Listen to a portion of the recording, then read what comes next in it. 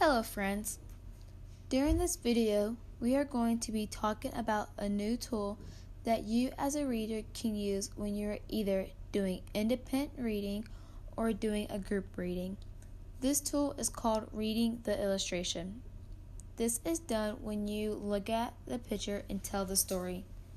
It is important to look at the important details that you see in the picture. One thing you should keep in mind when wanting to use this new tool is that not all books have pictures, and when you look at a picture in a book, you can get more information from one picture than you would another. So if knowing that, this tool can't not be used for all the books we read, but we will also learn new tools throughout this year that you can use when reading other books that do not involve pictures. In this video, we are going to look at the pictures of a book called Goldilocks and the Three Bears. Most of you guys have either read this book or even have heard it. While we are reading this book or looking at the illustrations, I'm going to need you to pretend that you have never read or heard this book before. By doing this, when you see the pictures, you will have an open mind to figure out what's going on. It gives you a chance to use the content clues without already knowing how the story goes. At this time, please make sure you have out your writing notebooks so that you can write down what you think is happening in the pictures. When I have you do them on your own, I'll be checking them in class, so please make sure to do them. I will be going through with you for the first 6 pictures, and then you are on your own to figure out what's going on in the last 4 pictures. Now on to our story, Goldilocks and the Three Bears. In our first picture, we see 3 bears. We can make an inference that this is a Papa Bear, Mama Bear, and Baby Bear just by looking at the way the bears are dressed and the sizes of them. We see them out in the woods picking blueberries. From this picture is the only couple of clues we can get, so we move on to the next. In our next picture, we see a little girl with gold-colored hair knocking on a door. We can assume that this is Goldilocks since we have already seen the 3 bears in the picture before. One thing we don't know about this picture is whose door she's knocking on or why she's knocking on the door.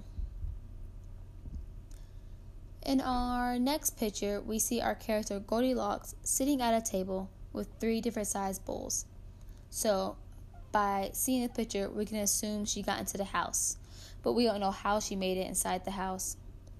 We can make an inference that the 3 bowls could belong to the 3 bears from the very first picture we saw of the story.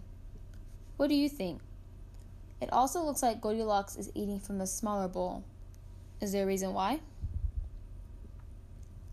Now we see Goldilocks looking at 3 different sized chairs.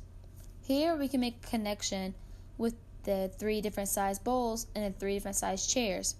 Maybe they belong to Papa Bear, Mama Bear, and Baby Bear, who are also 3 different sizes. Do you think Goldilocks is going to try to sit in one of the chairs? For those who said yes, you are correct. In this picture, we see that she chose to sit in the smaller chair, and that when she did, she broke it. I wonder what she will do next. So this picture is an example of a picture where you won't get that much information out of it due to it doesn't have that many clues. But that doesn't mean you won't get nothing out of it.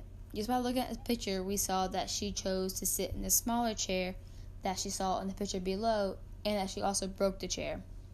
So maybe our next picture can have some connection to it, maybe it doesn't. In our last picture that I will go over with you guys, we see Goldilocks sleeping in a bed.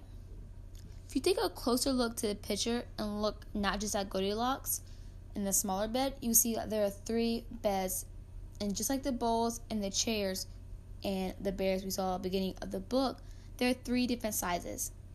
And of course, just like the bowl and the chair, Goldilocks chose the smaller bed to sleep in. Now that we have went over these 6 pictures, I'm going to leave it up to you to look at the last 4 pictures in this video and make a prediction about what you think is going to go on or happen in the book. Don't forget to write down your predictions in your writer's notebook. I cannot wait to hear what you guys to say. Make sure a few things to remember is to look all around the picture. Just don't look at the main character.